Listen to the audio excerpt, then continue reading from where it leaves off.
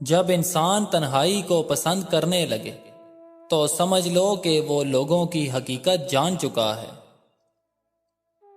کسی کو مسلسل نظر انداز کرنے سے مضبوط تعلق بھی ٹوٹ جاتا ہے۔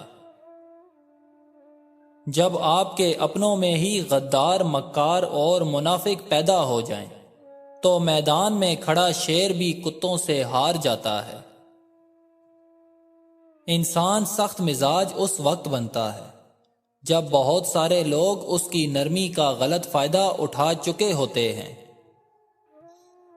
ایسے منافق لوگوں کے ساتھ رہنے سے 1000 درجہ بہتر ہے کہ بندہ اکیلا رہ لے، جو اوپر سے تو بہت پیار جتاتے ہیں لیکن اندر ہی اندر سے آپ کی جڑیں کاٹ رہے ہوتے ہیں۔ اس گھر میں رزق دروازے توڑ کر داخل ہو جاتا ہے۔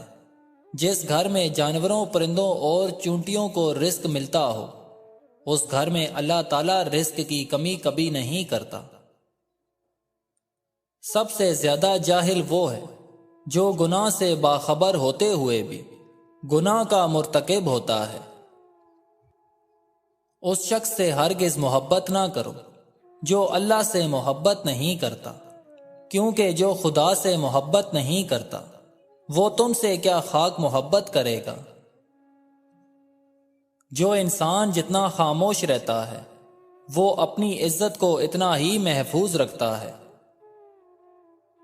انسان اس چیز سے کم بیمار ہوتا ہے جو وہ کھاتا ہے، زیادہ بیمار وہ ان چیزوں سے ہوتا ہے جو اسے کھا رہی ہوتی ہیں۔